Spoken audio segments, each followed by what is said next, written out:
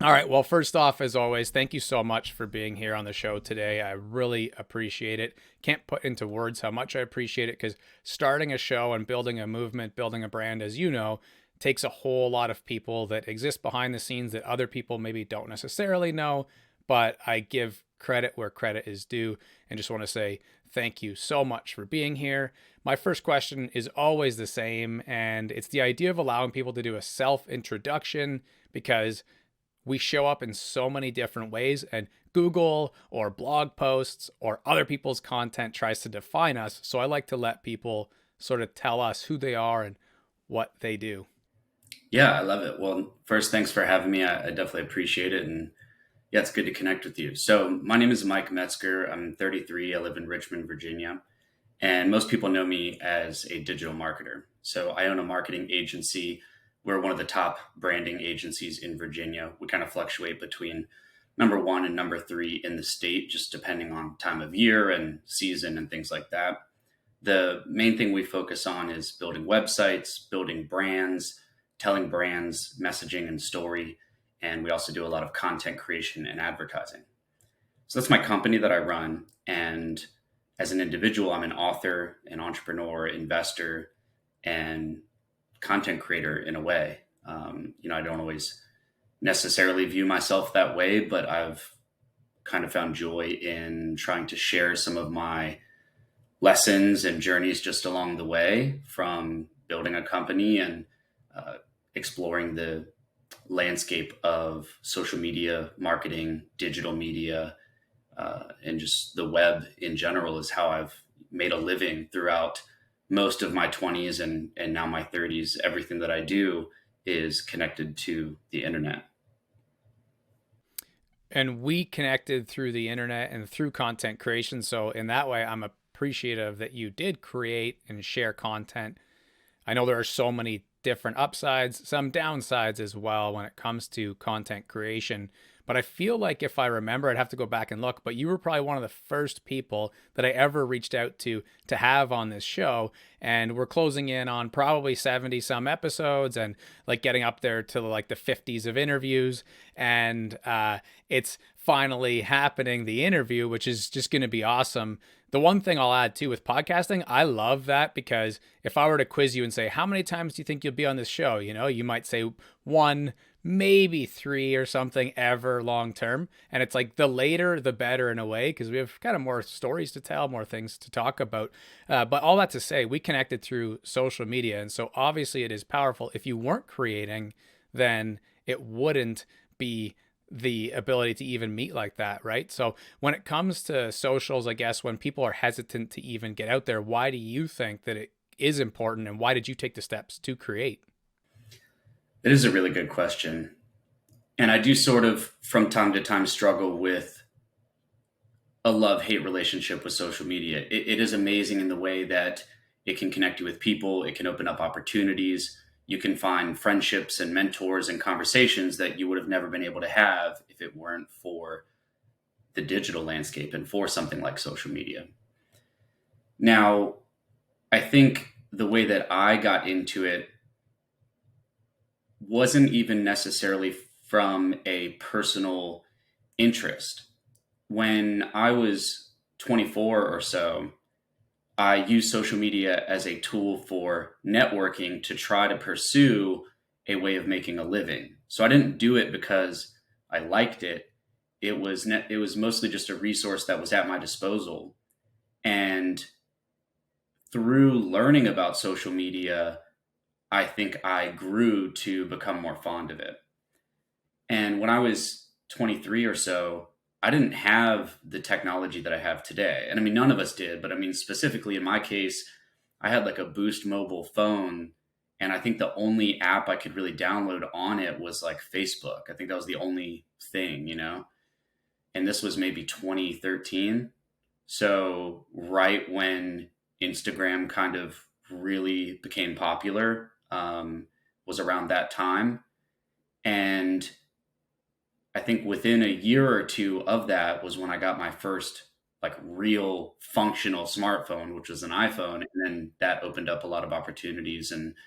But prior to that, I just couldn't afford a a phone like that or a phone bill like that to really explore and take as big of advantage of social media as was possible at that time. So I just worked with what I had. And I borrowed my grandmother's laptop at that time. And that was sort of how I got onto social media a little bit. So it wasn't like it is today, where we have a phone in our pocket and we're just connected to the entire world through the one device that's in our pocket. I kind of had to work around some small obstacles. And, it's not like those are hardships. It's like I'm grateful that I had a phone at all. But I was sort of limited in the way that I could take advantage of social media at that time.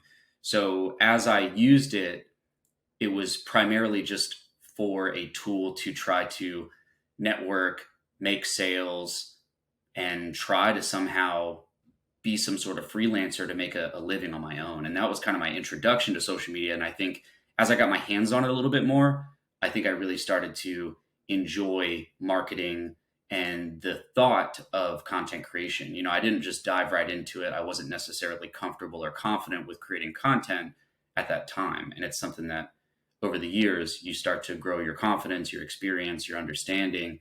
And then I think the stars started to align as far as making an income through something like digital marketing.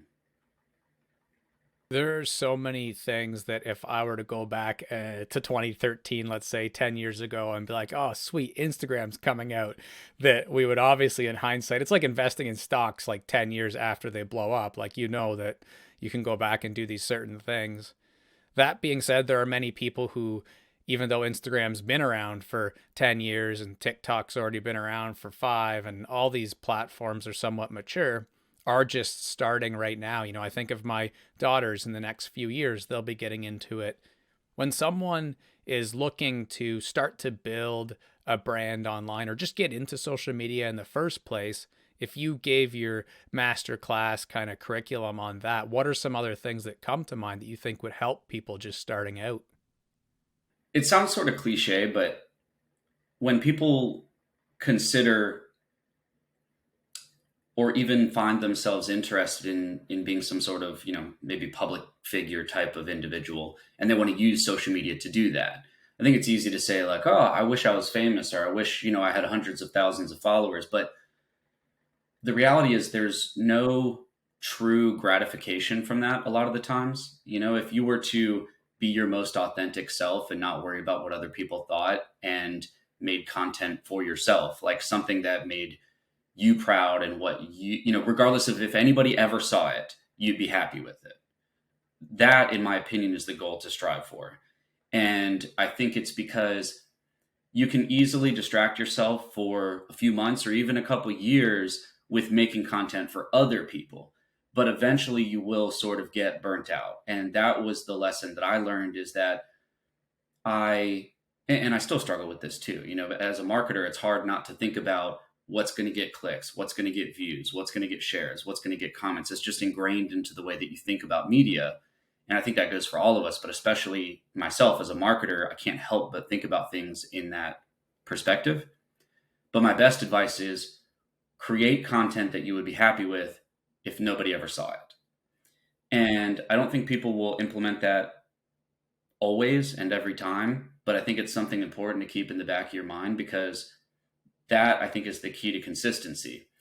If you attach your emotions and your happiness to the results of your video based on its views and shares, you're never going to, bat 100%. But if you just make something that you're proud of and that you're happy with, even if nobody saw it, you're still growing and learning from that experience. If you spend hours and hours working on a YouTube video and you feel like you learned through the process, you did research on the topic that the video is about, you put your time and effort and skills and talent into talking about the topic, getting better on camera, getting better at speaking and listening to your own voice, getting better at editing. Well, that's a lot of benefit from a video that nobody saw. And I think if you can live to be happy with that, and actually realize that potentially even happier with that than, maybe a low effort piece of content that people saw millions of times, I think that's the key to being consistent with content creation. because you're managing your expectations in a healthy way. You're creating something that you like and enjoy and learned from. And I think it actually motivates you to continue doing it. And it's a power struggle between these two ideas, because you could post a video that didn't take a lot of effort and it could be seen by millions of people and get tens of thousands of comments on it. And it tricks you into thinking that that's what you want.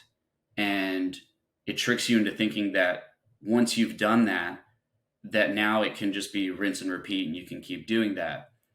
And to some degree, there is some truth in that. Once you kind of unveil the little tricks that create viral content, you can somewhat try to implement those things to continue to make it happen. And when that happens, of course, you grow your audience base, you grow your followers. But you kind of skip over the part that I think you learn the most from, which is researching topics and creating not necessarily a piece of art, because like some people don't care visually, about the fine details of their content. It's just shoot a video, post it, shoot a video, post it. And some of those creators are some of the most successful. But considering your podcast is all about learning and like personal growth and transformation, I think viewing content creation through a lens of how does this make me a better person? And through that journey of becoming a better person, you learn to be authentic to yourself. And I think the best content creators are people who don't create content to serve you want to serve your audience, of course. But if you're doing it at the sacrifice of yourself, it kind of defeats the point. So it's like, create content that you yourself would watch and love without the approval of everybody else, instead of trying to create content for the approval of everybody else. And then at the end of the day, before you lay your head on the pillow, you created something that you personally don't even really care about. You just did it for this temporary satisfaction from social media. And most likely thousands of people that you don't know, you would never meet, never talk to, never hear from again in a lot of cases, So that's probably my best advice. And it's hard advice to follow. It's like, how do you follow the advice of like, be authentic? It's like, everybody says that, but I think you kind of learn it through trial and error and through experience. And if you can keep that in the back of your mind when you start, hopefully the idea is that as you get through the process of creating content, whether it's for yourself, your personal brand, your business, whatever that may be, you would eventually start to pick up and learn that yourself rather than just hearing the advice from somebody else. So that's probably like my best advice to someone who's considering being some sort of content creator, regardless of what the reason is. It comes with a whole lot of wisdom. And the interesting thing I find with wisdom, or the ability to have like intuition's a topic that really interests me. It's not necessarily age dependent, like, that chronologically we learn this wisdom, but clearly it's through experience that we do. And so those are very wise answers for sure, that would be hard, I think, for people to take some of those steps. And a few of the things that you mentioned that I love sharing are the idea of like the necessary evil. You mentioned that it's like a love-hate relationship. And that's how I feel about socials. If I could just like never post, it's possible that I wouldn't. However, I do feel like, well, maybe one person that watches that video has a better day for it. And I do get those DMs, and I have people saying thank you and sending emails, how much, they were in a really dark place and one moment of one video impacted it. So then you're like, well, it's not just ego and dopamine. It's like maybe actually having real benefit. So I swing back the other way. And the other thing that I've kind of gone back and forth like a seesaw on is this idea of a Rick Rubin artist, producer. Like, I don't care what anybody thinks. I'm not even going to prepare that much. I'm just going to make what I think is the best art and focus on making that. And that's the only thing I'm going to focus on. And on the far other end is like, well, how do you pay the bills? And I've met 4 youth in the last 2 days, 2 yesterday, 2 today, who I'm kind of just starting helping them with like a career search, right? They're coming out of real mental health crisis, and they're looking at like, what do I want to do as high school ends and I become an adult? And in talking with them, it's almost always like they would love to start a podcast, YouTube channel, Instagram page, whatever. But they feel, or their parents have made them feel, or everyone around them has made them feel, that's really not an actual job, right? You can't actually make a living. of course, you and I both know it would be rhetorical for me to ask something like, can you make a living? It's like, yes, you could. However, it's tough. So when people struggle with that idea of like the financial side of things, how do you, or I guess, what would you say to kind of give them a bit of a secrets to success hand when it comes to that idea? I have to be like blissfully ignorant in a way, like you almost have to lean into naivety. Um, I think a big part, and I sort of joke about this because, you don't want to have negative self talk, but I don't think I was like the brightest young man in my early 20s, like I made a lot of mistakes and I think my perspective on things were not great. I never thought of myself as an entrepreneur. I didn't grow up thinking that I would do any of this, it was never on my radar. And I think because of that, I almost had like a healthy amount of naivety. I just didn't know what I didn't know. And because of that, when people around me maybe thought I was uh, crazy or silly or stupid for pursuing, you know, and I don't even want to say like my dream because the reality is I didn't know what I was trying to do. All I knew is that I was trying to get away from where I was at currently. Anything in the other direction would have been a success. And it takes a little bit of fumbling and hitting some speed bumps to figure out what it is that you really want. And I mean, I'm still figuring that out. But when you're first getting started, you don't have any credibility. There's no reason for anybody to believe you. And I think if you step back and just look at the facts, which is up until this point in your life, the people around you know you as who you are. And even if it's not who you are, they just know you as their idea of who they think you are and what their perspective is of you. So maybe you're funny and maybe you're a little bit reckless or a party person or um, any characteristic of a human being that you've collected throughout your childhood and maybe early adulthood. Well, now the people around you see you as that. So when you come out of your bubble and say, I'm going to do something different, maybe I don't want to be a jokester. Maybe I want to be taken seriously. Maybe I want to be a motivational speaker. Maybe I want to be a professional surfer, whatever. Well, the reason I think if you can just look at the facts that it's normal for the people around you to push back when you say, well, I'm not this anymore. I've chosen to be something different. Well, of course, they're going to think that you're crazy because not many people ever get the opportunity to do that. They collect baggage throughout their life and carry it with them until they die at the end of their life. And it's just this kind of consistent parallel line that never changes. So when you make a drastic change, a lot of the times it's because you're trying to escape something. And that was the case for me.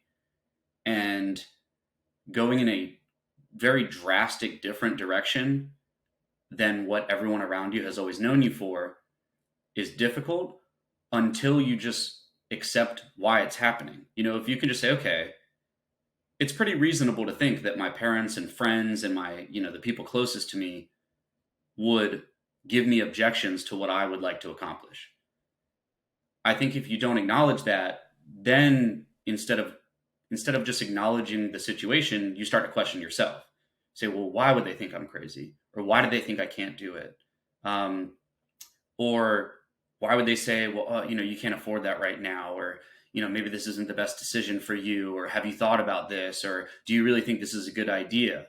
You tell someone, hey, I'm thinking about quitting my job and, starting a candle making business or whatever that might be. People are going to think you're crazy. Now that's the emotional side of it, right? The logical or fundamental side as well. How do I start a business without any money? And to tie this into the content creation thing, I've made a video that was I forget the title of it, but basically it was just like 3 bullet points on like myths that you believe about money, and one of them was it takes money to make money, and that just isn't true. It just isn't true. Um, it can seem that way because when you think about, like, if you took all the, richest people in the world and look at their commonalities, well, they all have money in things that take money to make money. They invest in businesses, invest in real estate, invest in stocks. Well, yeah, those things take money, but it doesn't take money to build yourself up in a grassroots fashion. And maybe that is a candle making business.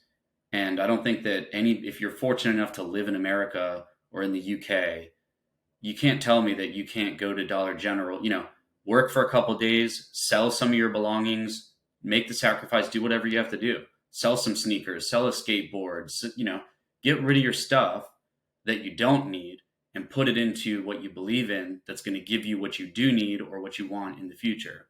So to get around like financial obstacles, I think if you live in a place where you're fortunate enough to have disposable stuff around you, and sure, maybe you don't have a lot. There's people that definitely still struggle in America for sure, and they're in, not the greatest circumstance. But if you're here, in most cases, you got something. Sell a pair of Nikes and take that, $50 and put it into something. Go to the Dollar General and buy what you need to start your candle business, or buy a stack of business cards to start going out and networking with people. It's like, you can't tell me that you can't put together $50 to get started. And I think the excuse of like, oh, well, it costs too much, I think that's just a crappy excuse for procrastination. It's you saying, I'm not confident enough in myself to just get started. Nobody enjoys the beginning, and especially nobody enjoys being seen at the beginning. Like, it hurts your ego to be new at something. It hurts your ego to not be good at something. And it's the same thing as like, if you just educate yourself on, why do I feel this way? Why do people doubt me? And why am I questioning myself and not, making the small sacrifices to take the first step? And so it's like, you got to kind of just give yourself practical advice and look at the facts, not how you feel, not what you think. It's what's in front of me. And if there were no limitations, what could I actually do? Well, you could ignore your friends and their advice and go with your instinct. You could sell some of your belongings, or the sports equipment that you don't use. If it's a tennis racket laying around or a basketball, or, sell it on Facebook Marketplace, put together a couple $100 and just do something. Because the thing is, in the beginning, it's not going to work anyway. So if you can just accept, like, all right, well, this $50 or $100 isn't going to make me rich overnight, but I do know that it's going to teach me something in the process, it's worth the money. It's more valuable than a basketball or a tennis racket. Um, yeah, so I think it's just accepting what's logical. Doesn't mean it's not difficult, but it is logical. And yeah, it's like, think about, what are my emotional barriers? What are my like real world barriers, such as money? Make a list of them, write them down, and plan out, how do I get around these? And if it's like, all right, I need to put my blinders on and maybe, limit or distance myself from people close to me, not forever, but just for a little bit, so you can focus on yourself and try to make progress, then that's what you got to do. And it's like, if you can just put those steps in front of you, it becomes a lot easier. So, a bit long winded, but that's definitely my advice for sure. Long winded's one word, thorough's another one. But when you have such thorough answers, it's like it makes 12 other little connection points that we could head down. And I do have a few for sure. But first, just kind of for fun, when you say the idea of take $50 and put it towards something, if you brainstormed just for fun, or maybe you do have some other business model ideas, what would be some things, like, just to give some context and examples, like what are some things we could think of? Starting a candle business, I guess, is one. Yeah, and everybody's different, right? I do think, like, a lot of people say, like, chase your passion. Um, I don't know, going back to logic, like, I don't know how logical that is in the beginning. It's like, I've been doing this almost 10 years now, and I could argue that I still don't even know what my passion is. My life could look totally different in 10 years. It's like, who knows? It's like, we're evolving as people. So I would say, don't get hung up on like finding something you love in the beginning. It sort of is like, let me get out of the rat race a little bit. Let me get on my feet and do something that's going to make me money. And if I had to pick a couple things that I think are like great, simple things that almost anyone could do, it really sort of would be like the Gary V yard sale type of thing, man. And I'm 50-50 on Gary Vee. Like I like a lot of the things he says. There's a lot of things he says that I don't totally align with, but everybody's got different whatever. But like if I had nothing and I needed to make $100 today and I only had 20 or 50, I would definitely just go on Facebook Marketplace or Craigslist, you know, find a cool little dresser, or a little end table for 15 bucks, buy some sandpaper, some stain, maybe some new little hardware. And, in that case, you're spending money to make money, right? But we're going with the example that we've already got, 20 bucks or 30, 40 bucks in our pocket. Go buy some stuff that has some potential, take an hour, sand it down, clean it up, paint it, take pictures, repost it. And it's like by the time you sell it, maybe you get 80 back. So, you get the 30, 40 you spent, you make another 40 on top, and you do it again. And if someone's doubting that that's worth their time, there's 100 examples on YouTube of people who actually do this without any money at all. Like I think there's a video of a guy, he starts with a paper clip and he trades all the way up to it's like a Mercedes G-Wagon or something crazy. Like it's like he trades all the way up from a paper clip to like a $300,000 car, but doesn't spend any money in the process. So it's like if somebody can do that, well, that kind of shatters any belief of like, well, I couldn't do that, because it's like, I mean, you can find a paper clip on the ground, just is somebody willing to do that? And the answer is probably no. I don't even know that I'm willing to do that. It's an example, it's just an example. Yeah. But that's probably one of the first things is hit up some yard sales, find something that has potential resellability, and it's like, if if you're struggling to pay a phone bill or pay a court fine or something, like that's a great place to start. Take 20 bucks, buy some sneakers, clean them up, resell them, and, it's not going to make you mega wealthy, but it is going to teach you some basic concepts of business productivity, because you got to sit down and make time to do your work. If it's, resanding a table or something, you got to set aside time throughout your day to do those things, take pictures, post things. You're learning how to, write little product descriptions, or, communicate with people, message on Facebook and meet up with people. It's like, you're learning some very basic but important principles of starting to become an entrepreneur. It's like, if it is to be, it's up to me, and it's like, that's what it comes down to. So I always think that that's like the number one simplest place to start is gather up all the stuff you don't need and sell it all. Because if you can convince yourself you're going to be successful, none of that shit matters. You can buy all that stuff later, like you can, like, I think that people that hold on to something, like, let's say it's a snowboard or like a pair of sneakers, all that means is you're not convinced that you're going to do it. It means you're not committed. So like, make the decision that you're committed to it, and you'll be able to get nicer sneakers than you've ever had, but you might just have to wait a couple years, and it's like, is it worth it to you? And if it's not, and you'd rather have the temporary, coolness of having the sneakers or the snowboard or whatever, then maybe it's not meant to be. Maybe you're not supposed to be an entrepreneur, because it's like, there's much harder decisions you're going to have to make if you want to make a living on your own terms. It's like way harder decisions than selling the things you enjoy owning. It's like, set all that aside for a little bit, sell it all. Once you got, a few $100 or whatever you got from selling all the junk that you probably never used anyway, then try something like that. Buy some things on Craigslist, Facebook, clean them up, resell them. That's like one of my best pieces of advice. I love that example because it's simple yet could be effective. And the main reason why I love it, and this is why the reason I'm so bullish on the concept of entrepreneurship in general, is one word, actually maybe two words. I'll add a second word, but the one word would be scalability. And I'll say the possibility of scalability, because things may not really grow or blow up for someone. Like if they get into content creation, whether it's a YouTube channel, a podcast, or a blog, but if they're enjoying it in the process anyways, then that's not necessarily a problem. They could still have a job, or they could still go to college and these sorts of things.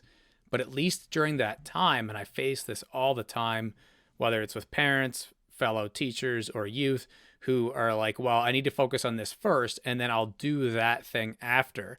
And I'm trying to remind them that you're building the ability to have a compounding effect, a network effect over the course of time and exposure that's just worthwhile, even if it took you 5 minutes a day. But it's fascinating because people just can never really, it's very rare that someone will wrap their mind around that and then do it. But I always classify it as a possibility of being able to scale. And that's what I think is just so worthwhile. You know, people talk a lot about side hustle, full career, 50-50 job and entrepreneurship and all these kind of like exit strategies. And I think one of the most important things to me is that I feel like everybody should do something that could scale, which is a big difference to like just collecting a paycheck.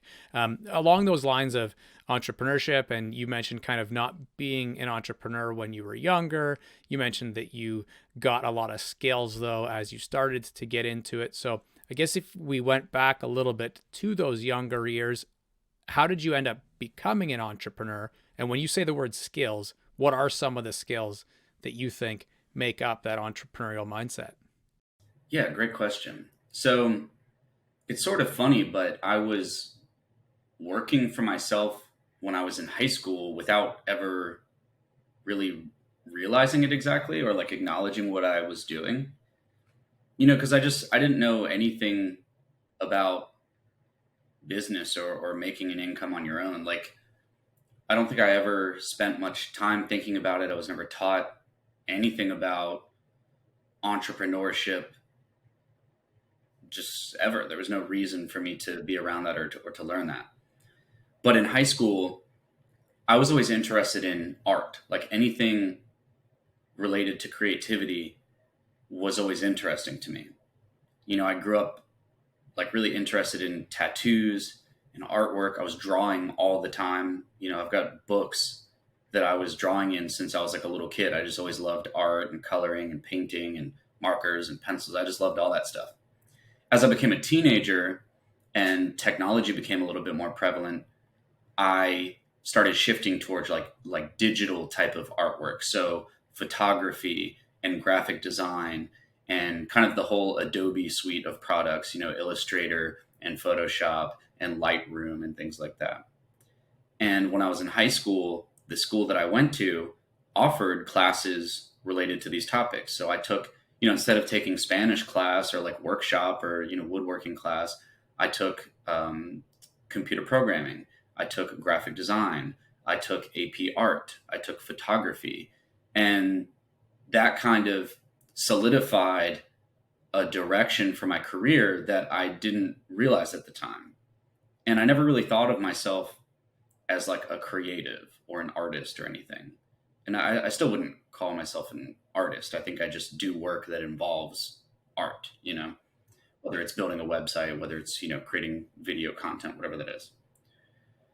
And when I was maybe in sophomore year of high school, maybe even earlier than that, but I love music. I've always loved music. I listen to all types of different music, but especially when I was a teenager, I listened to like a lot of like hardcore music and metal music and stuff like that. And I had a lot of friends that were in bands, and I myself was in a band. My little brother was in a band. Like all my friends were, guitar players, drummers, everybody played music. And we would go to all the local venues and hang out with all our friends and listen to bands that were, in town going on tour and stuff. And one of my closest friends at the time was in a band, and he knew that I was pretty good with Photoshop and stuff like that. And he had asked me if I would make an album cover for them. And so I did, and they liked it. So then they asked me, well, hey, would you make us a t-shirt design? So I did. And then they wanted to come out with a couple more t-shirts and like a jersey and stuff. And I was like, I think I could probably do that. So I did that. And then when MySpace became popular, so this is probably like, I don't even know what year, but I was in high school. They asked me if I could make them a MySpace layout, if you remember that, so I had never done it before, but I was like, all right, cool. Like I could probably figure this out.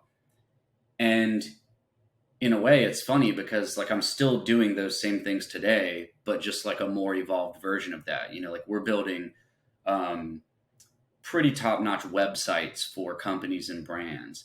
And maybe I'm not designing t-shirts anymore, but we're designing logos for brands and kind of brand identities, color palettes, font pairings, things like that. So it's a lot of the same stuff a lot of the times. But that was sort of where I got my start. And the people at the time, they'd maybe pay me $100 here, $200 there. I wasn't making a ton of money, but when I became like a junior or senior, I was at the age where it was kind of like, all right, you got to get a normal job. It was just like what was expected of you at that age. And I don't think I ever questioned it. There was never a thought in my mind where I was like, oh, well, I don't want to get a job. I think I could make a living doing this art stuff.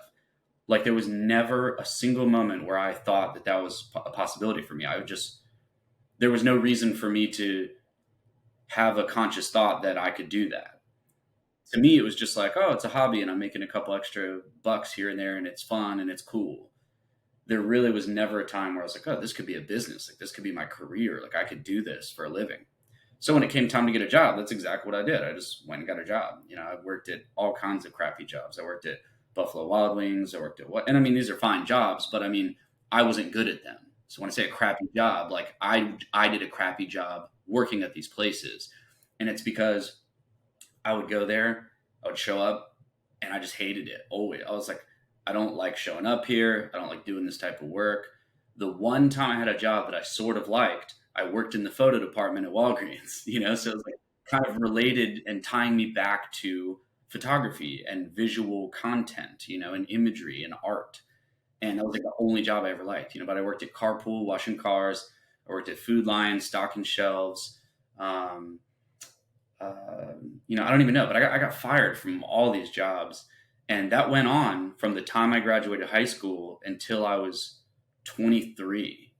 And yeah, so, that's what got me headed in the direction of like digital marketing in a way. Um, yeah, if that makes sense. One of the bunch of things I do is really focus on like career job. Again, I'd say business and entrepreneurship, but not because I'm a big guru or mentor, but because these kids don't have other people in their lives who even have a remotely tiniest idea how to help them. So it ends up by default being my helping them.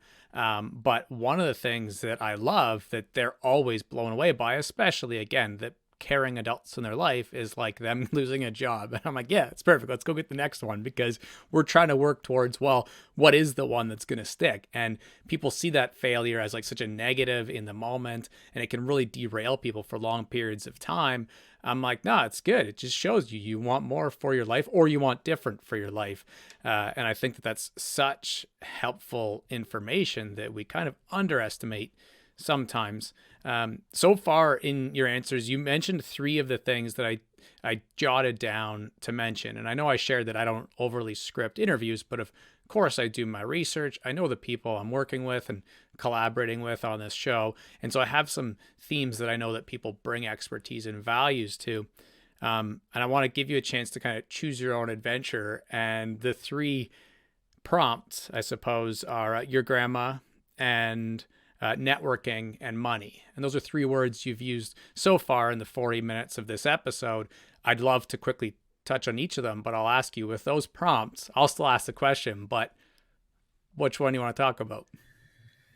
Man, that's a tough choice. All right. So my grandmother, that's what you said, right? My grandmother, money, and networking. Hmm.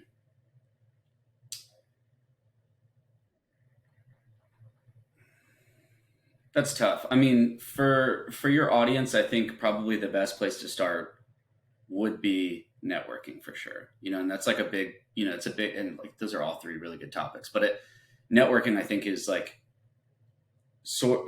Networking is, to me, it's different than what I think most people think of it as. So I think that'd probably be a good maybe rabbit hole to go down. All right, so let's put our emphasis on the idea that in case we run out of time, we need to make sure we tackle a topic. And so this idea of networking is something that definitely you are an expert in. And I don't know how often you're able to share it on podcasts or speaking or in your content, but the times that I have seen it, it's it's clear that you know what you're talking about. I hear a lot of people. I've had people ask me, "Can you teach me how to be better at networking?" Um, it's a hard thing to teach. So, in the event that we can try or sort of talk about, you said that it's different than most people think it is. So, why don't you just take the floor and share how you think it's different? And if you were to help someone be better at networking, what would be some of those tips? Yeah, absolutely. And I was just talking about this last night, but the best salespeople, the best public speakers, probably the best spouses, like in a romantic partnership,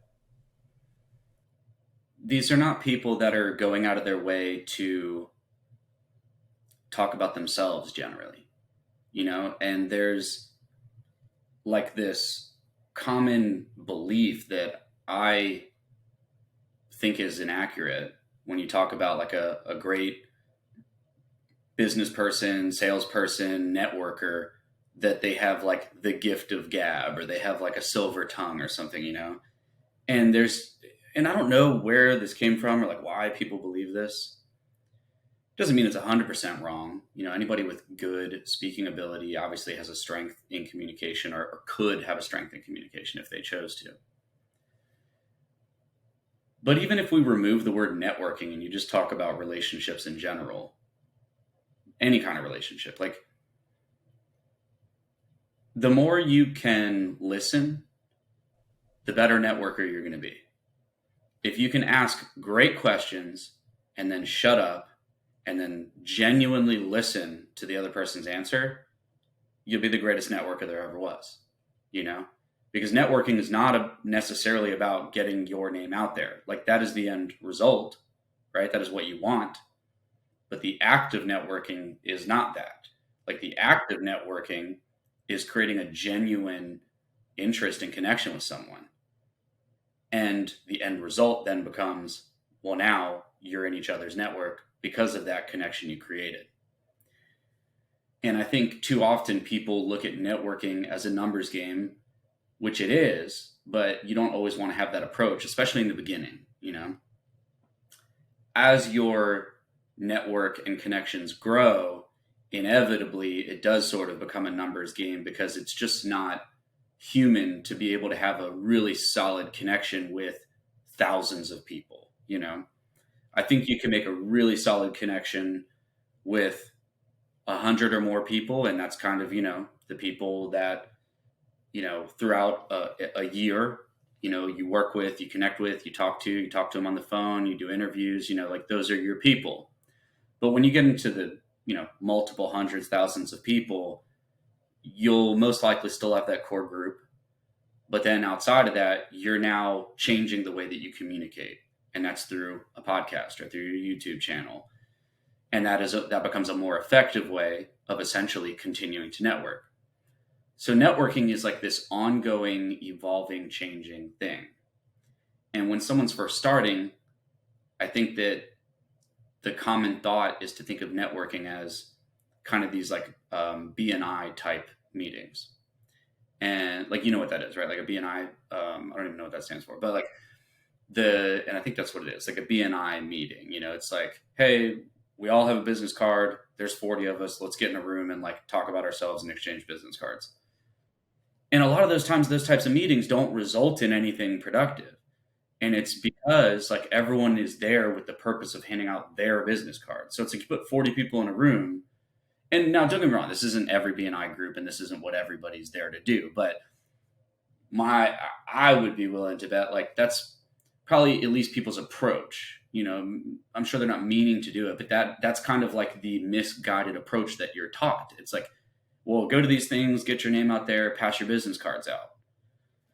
It's not like the worst advice in the world, but I bet if you did the opposite and you went there and you just picked 4 people throughout the course of an hour and had a 15-minute conversation with each one and only asked questions, I could almost guarantee you that the end of the conversation would be the other person asking you for their business card, you know? And it's like, that's the result you want. So it's like, would you rather have four genuine connections with four people who reciprocated your interest in them and you made a real connection with them? Or would you rather pass out your business card to 40 people, not really remember anything about any of them, in hopes that what they email you and say, let's work together? It's like, what? That's just not real. It's like, I'm always reminded of this when I looked at my LinkedIn inbox. It's like the one inbox out of all my social media platforms that I don't look at, because that's what it is. It's like somebody coming into your LinkedIn inbox and saying, "Here's my business card," and I'm like, "That's cool. I didn't ask for this," And it's like, sure, I could sift through like thousands of messages and maybe find a handful in there that are probably great connections, but it's like I can reallocate that time in a more useful way in making connections in the way that's more natural to me, and finding people that I'm genuinely interested in and want to be connected with or be in my network. And it's like, that's how you and I met. It was like a consistent back and forth, like genuine interest. And now here we are. And it's like that, this took, I don't even, probably what, a year, maybe, who knows how long it's been, maybe even longer. But, yeah, it's like if there wasn't like a genuine interest in staying connected. I also believe a lot in like your message and the audience that you share with.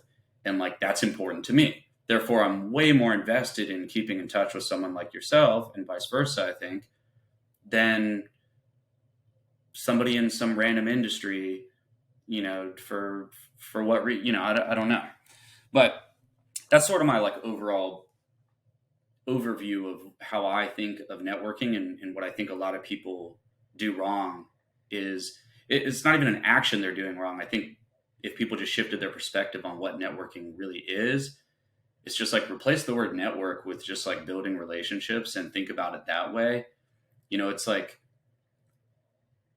think about it like dating. It's like if you went on a date, you wouldn't just like talk about yourself the whole time and then ask the other person to marry you. Like that's crazy. It's like Some people would.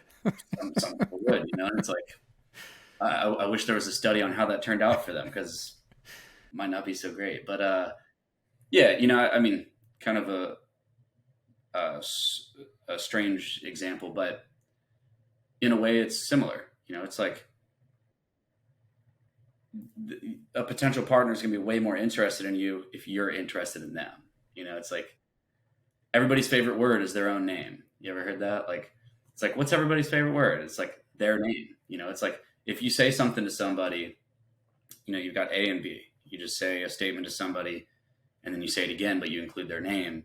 Like people are much more interested and you catch their attention.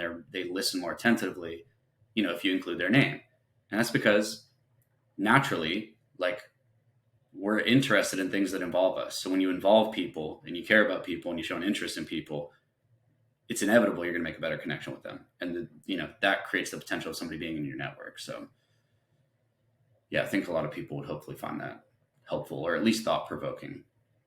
Absolutely. And one of the things for me that's a fear, I suppose, if we're trying to help people at scale, is I do a lot of work in both leadership and trust building offline, less so on the internet, but have done a lot of work in that area and research in that area. And it's one of these things where I feel like when we ask ourselves, is this something that's teachable? The ability to learn and have a growth mindset is another good example. Like, can you actually learn, as meta as that is, how to learn? And my true belief is you can, but sometimes it takes some really good mentorship, coaching, or maybe just some time and more wisdom and more sticking with it until you do. But it can be so hard because a lot of people have shared with me that they've come on this show because they appreciate the style of the dialogue. They're so used to answering the same kind of questions, and that I set out to ask more questions and really am focusing on guests, right? And so people who have had Oscar movies about them, people like Brendan Kane wrote 1 million followers, yourself, people with big audiences who really don't have to give me the time of day. Buster Shear was the first episode, and he shared the same thing offline that, well, because it's just like you're up to dope stuff and you're doing a good thing, and like it's fun to have a conversation and create for a little bit. And that wasn't by design, right? And so that's just because that's the style and that's the type of stuff that I lock into, because that's what I want to do too. I don't want all the kind of BS that could exist around it, or trying to get, Daniel Matte was on the show and he said, how ridiculous is it to call someone a get when you're creating a talk show or you're a host or something? Like, to put a human being down as like, oh, that's a good get. He's like, how ridiculous is that? And I said, I know, I agree, but however, you can see why people fall into that trap of wanting to have bigger guests on or those kinds of things. And it's a weird thing, because if you just, like you said way a little while ago, like, you be authentic, then good things sort of end up happening. Now, I know that your book is about credibility. What is the difference, or are those very similar, in terms of networking and credibility? Or maybe if credibility was being added on to this topic of networking, what would you add? Yeah, I think credibility is sort of twofold. In the beginning, when you're not known for any sort of specialty, and this even connects to our conversation in the beginning about when the people around you are sort of maybe questioning slash challenging you on what you claim you'd like to become. So maybe that's, um, a great painter, or maybe that's, um, a yoga instructor. It could be anything. You want to start a yoga practice and you want to open up your own place. And I don't know a lot about yoga, but if you've never done it before and the people around you don't know you as that, well, essentially you lack credibility in that space. It's like your claim is not credible. And so if people aren't doing business with you, well, then you sort of have to be self reflective and say, okay, maybe I'm not a credible source for this product or service, And there's a lot of other things that can come into play. Maybe no one even knows about your product or service, and it doesn't even matter if you're credible or not because no one sees it. Maybe you're a terrible communicator and you interrupt people all the time. Maybe that's it. And your product's great and you have credibility, but you're a terrible communicator. So it could be a lot of other things. But networking and credibility do go hand in hand. And in the beginning, there's such simple things you can do to increase your credibility. And I mean, just like some of the most simple ones are like, have a great photograph of yourself, have a professional email address. I give out my emails sometimes in sort of like random scenarios that aren't business related. And, I've got a couple different emails, but, like my personal, like brand email is just info@Myke Metzger. And I was just doing something the other day and this happened. And, somebody was like, oh, okay, what's your email? And obviously I don't remember it very well. It's just a random person. And I was like, oh, it's just info@myname.com. And they were like, what do you mean? And they started to write down like info@my name. And I was like, no, like my name. I was like, it's info@mykemetzger.com, because they had just written it down prior. They wrote down my name and they're like, oh, what's the email? I'm like, info@my name. It's the same name, spelled the same way. And that changes somebody's perception. They're like, oh, this guy, it's like, oh, it's not at Gmail. It's like, it's your thing. And it's, that's only applicable in certain situations. And it's a very simple thing, but especially if you're starting from the ground up and your circle isn't a bunch of, public figures that have their own websites and stuff, well, then it's up to you to sort of be the first one to make that step, And it's like, these are sort of rungs of a ladder that you're climbing up just by shifting the way that you're seen online, really. It is a digital thing. So I'm always looking at, where am I? Who do I maybe aspire to be? And then what are the simple things that person is doing that I'm not doing? And that might be something as simple as, well, they've got a website, they've got a professional email address, they got a really solid like headshot, photo. Maybe they have a blog or a newsletter that they write every month. It's like, these are like little things that, cost, like the cost is very minimal. Like a domain name costs $10, depending on what it is, of course, 10, 15, call it $20, whatever. A headshot, most people's mobile device, their cell phone could take a great photo if they just took the time to do it, These are really simple things to do. And I do talk about a lot of this stuff in the book, and there's there's a lot more that goes into it. Even just having a good email signature, taking photos with the people that you aspire to be. Most people, spend all this money to go to like events or seminars or workshops, and then don't go out of their way to ask the person that they went to go learn from, would you mind taking a photo with me? Or could I take a photo with you? Or do you have a piece of advice? Or would you mind writing me a personal note in my book that I bought from you? These are such little things, but it's like, if you want to be associated in different circles, then have the courage to associate yourself. They're not going to do it for you.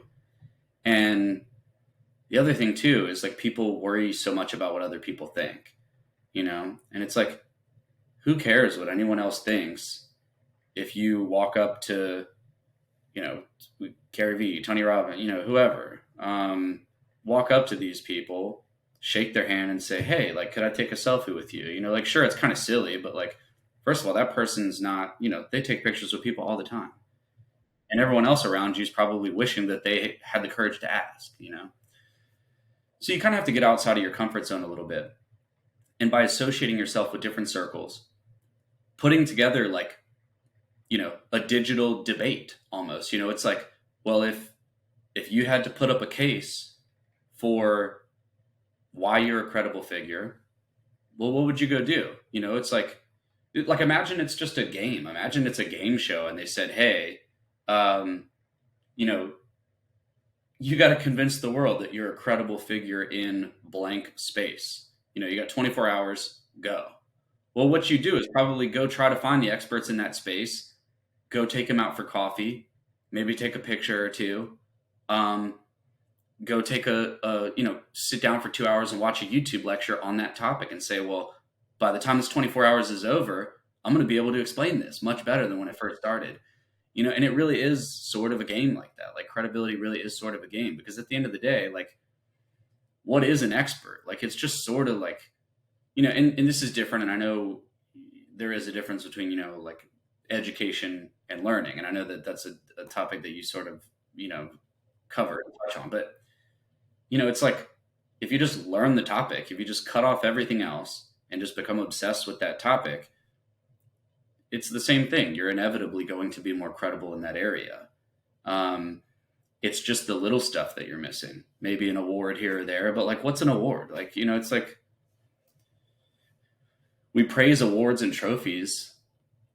They are nice. I mean, it recognizes, generally, I think this is getting watered down as time goes on, but, generally it awards quality, attention to detail, accomplishment. And these are all good things, but it's like, you don't need awards and badges to be credible. And I think I strongly believed that in the beginning. And I mean, there is part of me that does still see the benefit and the value in that.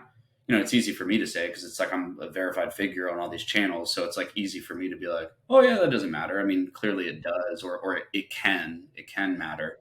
Or not even matter, but it can definitely make a difference in how people perceive you, for sure. But you don't necessarily need it. You don't need it to get started. And I mean, there was a time when I didn't have any of that stuff. And these are the things that I did. I'd go to workshops and, bite the bullet as far as spending the money that I really didn't have at the time to get in front of different groups of people and try to network with them and just, try to set my ego aside. And as much as it made me uncomfortable, try to speak with some of these people and introduce myself and talk to them and ask them the questions that maybe I, was a little bit nervous to ask them. And once you do it a few times, you become way more confident in doing it again. And all of a sudden, not only are you proving to yourself that you're sort of growing as a person, but the thing is, then other people notice this, other people notice that. And it's not all that difficult to put yourself out there on social media these days. If you really wanted to be featured on a podcast, there's plenty of small podcasts that maybe they only have 20, 50 listeners, but like, you got to start somewhere. And it's like, that podcast that only has 10, 20 listeners could be leveraged for you to get on a podcast that has 100 listeners. And 100 listeners could be leveraged to get onto a podcast that has 500 listeners. It's like what you talked about earlier, getting a guest. But it's like, it's not all that terrible to think about, because on the flip side, the people that are the guests on the podcast are doing the same thing. They're trying to work their way up too. So it's like, you're scratching each other's back. And I think that that's fair. And that is networking, and that is credibility. It's in business. You want to put your best foot forward and present yourself the best that you can. And that's done through how we display our lives and our work.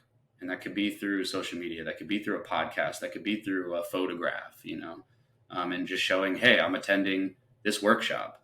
And slowly people's perception about you will change. If you're always going to business conferences, eventually in the course of a year, someone's gonna be like, oh yeah, well, he's like really into business now. Whereas in the beginning, they'd say, well, I don't know if business is for you. Well, it's like, well, if people consistently see you doing that, there's really not an argument to be had after 6-12 months of consistently doing that. It's like, well, what are they going to say then? Sure, maybe you didn't make $1 million in your first 12 months, but it's like, nobody does. Nobody does. And by the time you reach the heights that you're striving for, there's nobody that's going to continue saying, well, like, there's no one who's going to continue saying, well, I still don't think you can do it, or anything. It's like, so the only thing holding yourself back is you. You have to like be blissfully ignorant and be naive and believe you can do it more than anything. And eventually you'll wake up one day and be like, oh, well, I don't have any particular skill. All I did was just continue doing it. It's like, there's like this analogy, the person who sharpens the axe before they swing is going to cut down the tree the fastest, right? But even if you got a dull axe, like, eventually you're going to cut the tree down, so you don't have to be perfect. You don't have to be the most credible. You don't have to have the biggest network and do everything perfectly. Like, you can still cut down a tree with a dull axe. It just might take a little bit longer. So if you can be kind of like pig-headed a little bit, then eventually you're going to cut through the tree and you'll get there, and you'll knock it down. And it's like, all right, you can stand there and look back and be like, all right, well, I did this now. So there's no more argument anymore. Like, this is for me, and this is what I wanted to do. And it took me a little longer than I had planned on, but I've done it. And the only thing that could have stopped you along the way was listening to everyone else say, well, oh, that's a pretty dull axe you got there. Like, I don't know if that's going to work, And it's like, just keep swinging, keep swinging, and eventually you'll knock it down. So I guess we got a little bit off credibility, but, even if you don't have the perfect path to being the ultimate, like, credible figure, it still shouldn't deter you. And it's amazing how fast that can happen, the ability to learn and to not become the best in the world. But a very quick example on that I like to share with people who are stuck in that, like, oh, I'm not good enough, or it'll take me too long, is like, I use any medium, to be honest. I posted this once and I put like a ruler, and at the top of the ruler was like Taylor Swift, LeBron James, and Oprah. And at the bottom is like, who knows who, but there's so many people in this world, and there's only really in each industry one absolute current GOAT, right? Okay, Tom Brady, if you were a quarterback.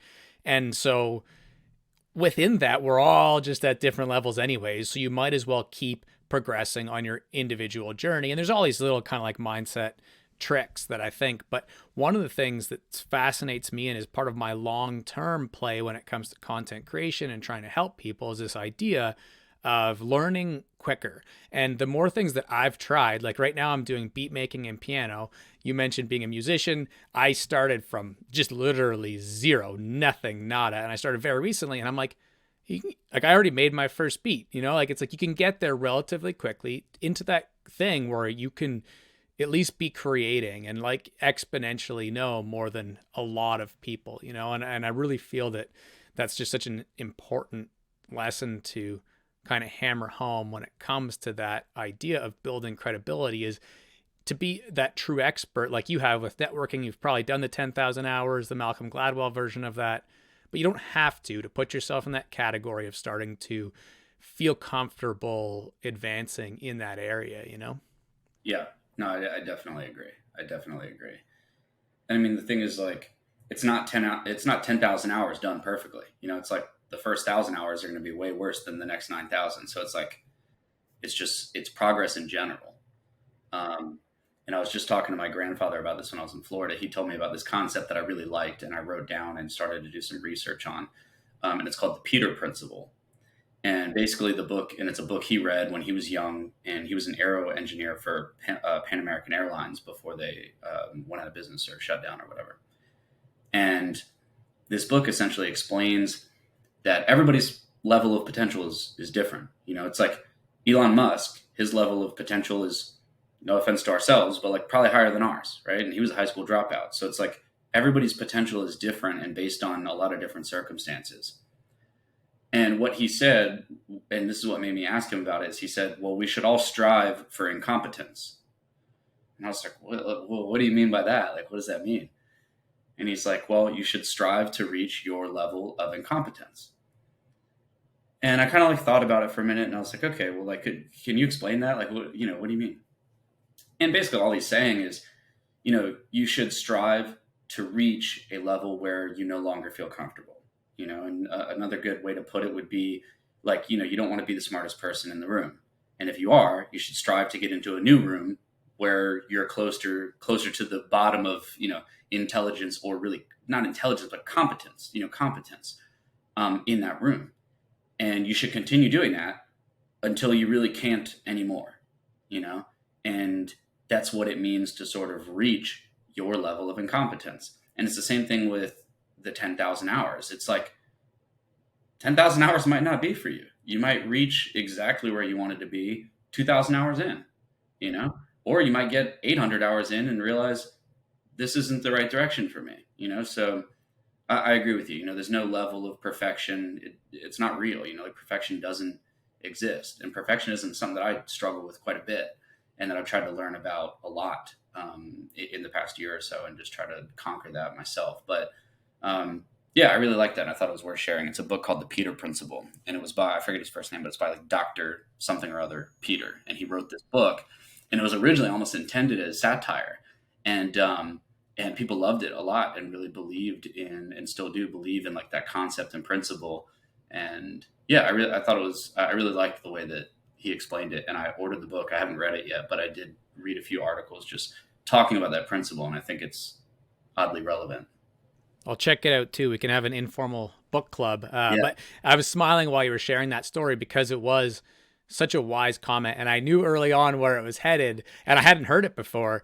But I'm often sharing, like, try and be a fool, try and be a clown. I meet so many youth who end up struggling with eating disorders or all these different mental illnesses, addiction. And a lot of times it maps towards perfectionism in the first place. And at a very young age, being pissed off if they got like a 98 on their math exam. And a lot of time, anytime that I hear someone celebrate getting 10 on 10 on a math test or on anything that's graded, I'm like, whoa, pump the brakes. Like, how do you know where to go now? Or how do you know how much you could have gone beyond that? You don't. You're just stuck. It's such a like flatline thing that's, really essentially, I think I was trying to figure out what is the right number though. And I saw a pretty credible study that said getting 7 out of 10s. So if you're doing a piano test or you're pushing yourself in the world of fitness or whatever, getting somewhere in the 70s is the ideal number. And isn't that fascinating if we're trying to promote high grades as some kind of metric? And I feel like with all of these topics, of course, we could create a weekly episode. We could talk for 6 hours, and naturally we need to wrap, which means, running it back years later is always worthwhile. One thing though, and you just mentioned your grandfather, I'm not sure if it's on the same side of the family, but I had mentioned those 3 topics: networking, money, and grandma. And 2 of them are kind of like generic, obviously. And one is very specific to you. And in my research, I happened to stumble upon the eulogy that you created. And if nothing else, I just wanted to share that I was really appreciative of that because, well, the painting behind me, my dad made, and he put my brother's ashes in it. Yeah, it's pretty special. And you asked earlier about the podcast and how long it's been since you and I have been talking. And I think that's probably 3 years because I started the show September 11th, 2.5 years ago, aired the first episode with Buster Shear. That night, my brother died in a car accident. Wow. And then I just didn't, like, the podcast was like it was like a thing I was adding on, right? And then the next New Year's as a resolution, I was like, oh, I'm going to create more podcast content. Kind of did that off and on for another year. Then my second brother died last December of a heart attack. So a week later, New Year's resolutions happen again.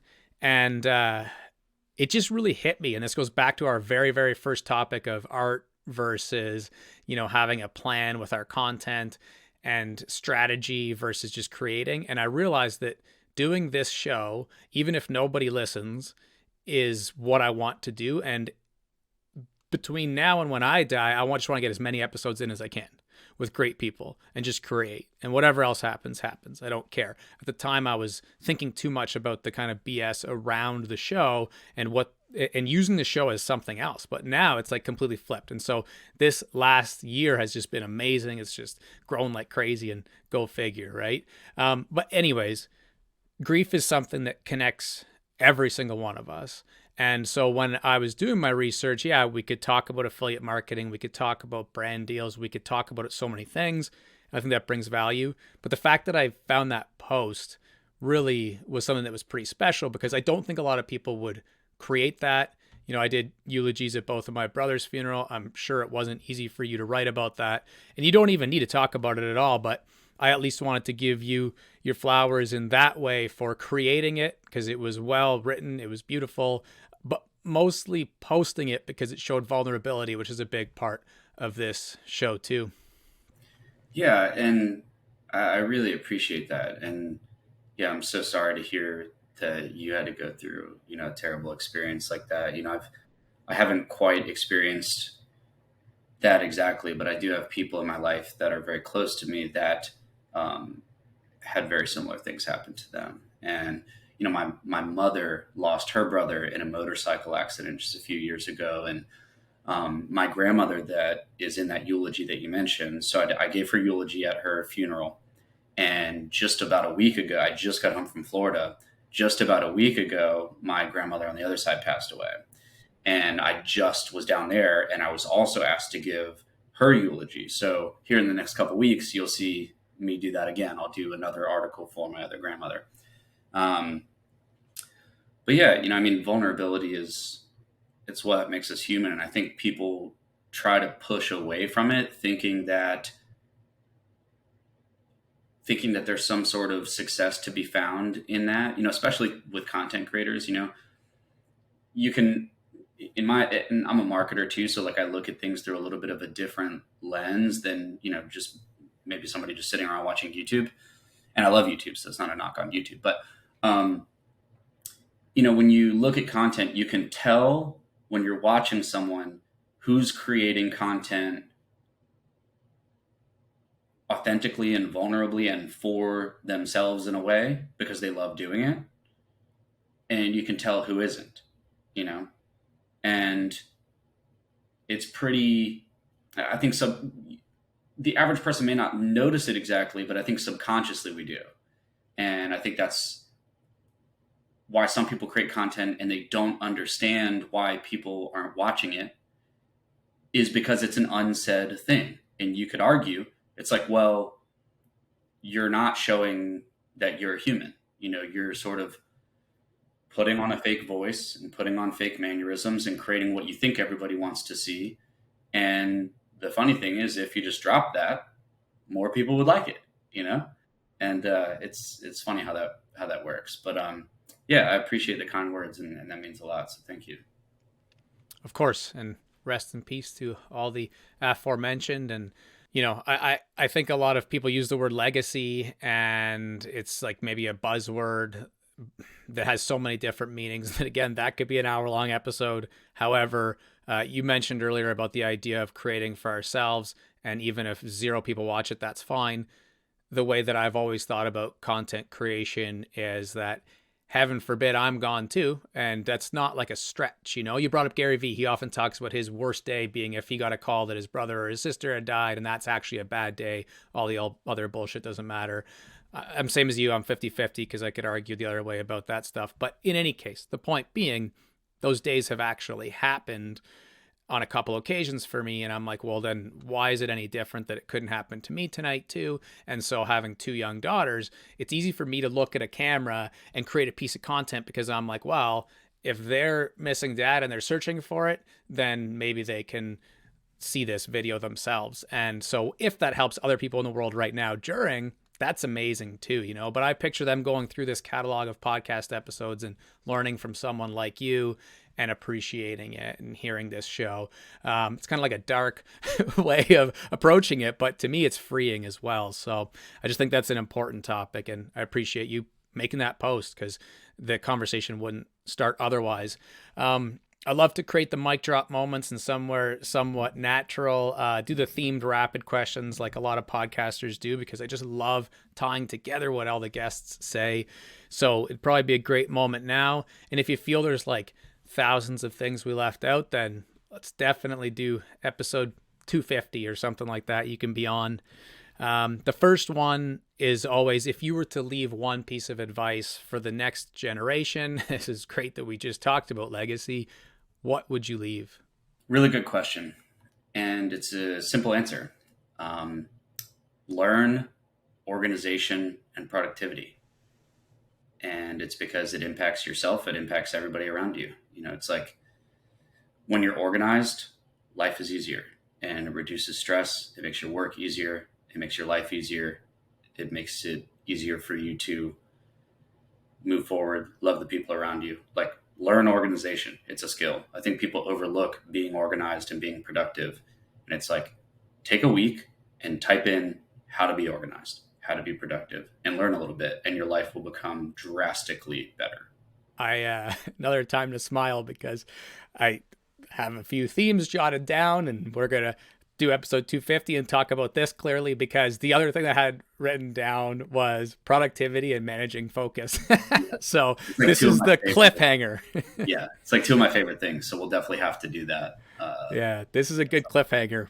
Yeah, everyone will have to circle back, and they already know the topic. For sure. Something that you yourself right now are learning, and it could be off topic from all of these things. Yeah, I think two things. You know, I mentioned this like perfectionism thing, and it's such a massive like topic in my life, because I never recognized how much it affected me until this past year or so. And it's such a double-edged sword, because anybody who has a personal experience with perfectionism knows that at the same time that it helps you do everything you've ever done, it's also holding you back. So it's such a difficult issue to figure out what to do about it, because it's like, well, part of this is such a good thing and part of this is such a terrible thing. And it's like, what's the solution? And my solution has been to just try to learn more about it, you know, and that's a common theme with everything. You know, I think if people acknowledge their weaknesses and the issues in their own life, and then just dedicated time to learn about those issues, whether or not they ever find a solution, you know, it's just become more educated on the topic so that you understand the challenge better. And even at the very least, you'll just feel better about it. So perfectionism is like, I consider it like a project. You know, it's like I'm reading books about it, watching lectures about it, thinking about it, journaling about it, writing about it. And it's been a huge help, you know, and I haven't conquered it completely. I don't know if I ever will. You know, it's part of like my DNA at this point. And it helps me in a lot of ways, but it holds me back in a lot of ways. And so my kind of project for the second half of last year was dedicating to like tackling that corner of my life and figuring out what are the good things I want to keep, what are the bad habits and, you know, things that I want to get rid of and learn to, you know, tackle. So like, yeah, perfectionism in general, again, could be a whole nother podcast interview. And, you know, I don't know that I'm an expert on that topic quite yet, but it's something I've learned a lot about. And that's been like a huge personal project of mine. Such an individual journey too, that it's like any of these philosophical topics, it can be hard to kind of be that expert that helps others, because it's like digging into yourself. Like I always think that had I not been a perfectionist in that sort of definition in college football, that I would have played professionally. Like, you know, I was like that Wes Welker, Julian Edelman, like smaller dude who could play ball, but I was focused on like doing my warm up so well for a workout, as opposed to like just being like, oh, I just need to get open and wrapping so much time and energy. And then that led into it taking so long to put out the first podcast episode and blah, blah, blah. But yeah, I definitely hear you. We have a lot in common that way too. And the fact you're thinking about it certainly is the step, I guess. It's the whole thing. Yeah. I always flip the table like other podcasters do, or some do. And if I were to have you take the interview mic and just ask me a question that you think my answering could be a piece of content that helps my audience, or just something you're curious about on these topics, what would you ask me? Yeah, I love it. And great question. I think, like, when I think about podcasting, um, it's so hard to imagine myself being the host of a podcast. You know, it's like people mention this to me all the time. Like, you should start a podcast. You should start a podcast. And when I think about the different types of podcasts, there's like somebody who's an individual on a podcast just by themselves. I would find that very difficult. I think that would be a very hard thing to do. I also don't know how rewarding it would be, but I've never done it, so I don't know. So my question for you would be, how did you choose, like, what you wanted to do with your podcast? The answer to the question in like a very simple way is it was what I knew in the world of podcasting, because I was listening to Rich Roll, Tim Ferriss, Joe Rogan. That's who I knew, and that's kind of where I came up listening to the medium and being a consumer of podcasts, that naturally it made sense. And I would put Smart Passive Income with Pat Flynn in there too. So those four, oh, actually I'm leaving out what the very first one was. I always forget the name. Oh, The Art of Manliness. And that grew into a massive brand. Like, that was the first one that I started listening to as a podcast. And in all those cases, it was exactly this style: multiple hours, long form content, interviews. And so, even by definition, if somebody asked me what a podcast was at that time, that's probably how I would describe it to an alien or something. Like, oh, it's somebody sits down and interviews someone for an hour and a half. It's like Oprah or Ellen, but it's a lot longer. And there's no like ads that are like being fueled by Procter and Gamble or something behind it. Like, Yeah. and so that was naturally where I started. The interesting thing is that in that journey, I learned the other medium exists as well.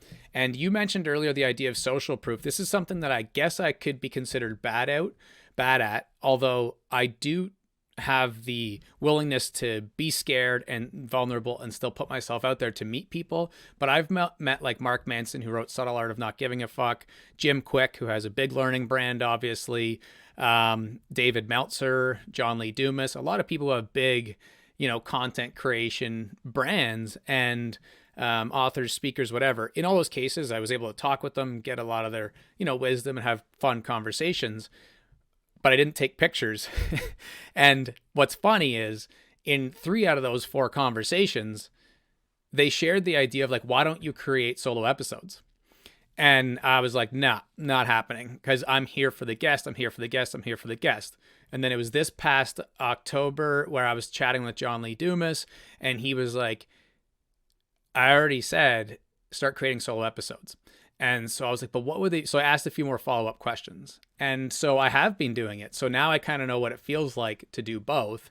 And I think her name is Rachel Cook. If you are thinking about doing this, when I listened to her podcast, and Russell Brunson has a good one too, obviously, where it's like solo, fairly short, but it hits home about the topics and helps people. I saw those examples and I was like, oh yeah, these could be seen more like an audiobook almost. It's almost like you're reading Traffic Experts, but through Audible. And if you took your book and split it up into 36 episodes, you publish them, you'd never have to publish them again. It doesn't need to be something that lasts 20 years. You could make another show that's whatever and different things. So my fear was confusing the audience, even if it was tiny at the time, and being like, well, no, this is an interview show. I interview amazing guests. Who am I to start talking? And he was like, don't worry about that. Doing both is going to be better for your whole brand and for your show. And sure enough, 2 or 3 of the most downloaded episodes are solo episodes, where I talk about ideas around learning or a growth mindset for just, 5-10 minutes, chasing your big dreams, goal setting, the things that a lot of people don't really care about, the fluffy stuff. But for the people who do, they really find it helpful. And so anyways, how I thought about it was I didn't. I took definitely imperfect action and just started. And over time, though, I've grown to learn more about if somebody were starting. And if you have more questions, just hit me up, because I have found better ways of helping people with figuring it out for themselves now that I wish I had help when I started. Yeah. Well, cool, man. Yeah, I appreciate you sharing. I don't know that I've ever spent a ton of time really thinking about it, like considering it. It's just something that comes up from time to time. But even just you sharing those couple things actually gives me some ideas, and I'm like, oh, actually, that's a good. I'm like, all right, that's a good idea. Maybe I should sit down one day and actually think about potentially doing something like that. So that would be cool. Yeah, I Well, the appreciate. reason I said your book was because it exists. So Yeah, now all you have to do is read yeah, it. yeah. No, that's very So, true. but the problem with that is if it's being sold as an audible book, and there's different things that go into that, but you find a way to package it in X number of episodes. Like I said, until I think her thing's The Diary of a CEO. And it's like, if anyone ever is thinking about starting like a client service based business, that's a credible, trusted person where I'm like, well, just go listen to this girl's 40 episodes. Yeah, And I think we could have more of those, you know, if somebody was lost in life right now and wanted goal setting help. I wouldn't send them to mine. I'd say go listen to Mel Robbins' Reinvent Yourself. It's like 15 episodes or something, step by step on how to reinvent your life. And that's awesome. I think that medium is way easier than setting up interviews. Yeah. Well, Yeah. yeah, that's super helpful advice. Not only to myself, but I'm sure anybody who's listened to this podcast. Yeah. The last question is always, where could people find you if they want to support your work online? Yeah, I appreciate it. So pretty simple for the most part. You can just look up my name and find the platform of your choice. Super fortunate that my name is spelled a little bit differently. So it's Myke, but it's Myke, and my last name is Metzger, Metzger. So if you search that up, you can find me on YouTube or anything like that. I would say a big part of my focus this year is on YouTube. So if you wanted to support my work, I would say find me there. And I've been putting, hours into planning out upcoming topics for YouTube content, and it's not mega long form, but videos that are, 5 to 25 minutes. And, for example, the video that I'm putting out next week is all about how I read books and kind of download information to my brain in a way that I can remember it, and it talks a little bit about some of the things we didn't touch on today, which is productivity and stuff like that. And, if you read a book, how can you actually implement and acknowledge and remember this information that you read and not just forget about it? Like, we all are victim to that, but I'm going to be putting a lot of effort into YouTube this year. So if anybody, enjoys watching content like that, I would say you could support me there. The only thing that I haven't mentioned that was jotted down that we didn't touch on was YouTube goals ?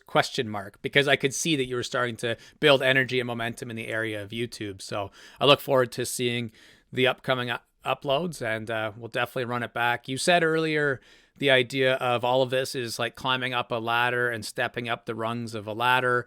A lot of people kick that ladder down behind them or pull it up and don't let others climb up. So I appreciate how much you're willing to help others who are coming behind you climb up that ladder. An example of that is hopping on this show, taking the time to do it. So thank you very much. Yeah, thank you. I really appreciate it. And yeah, really loved our conversation. So thanks. End scene. Awesome. That was cool, man.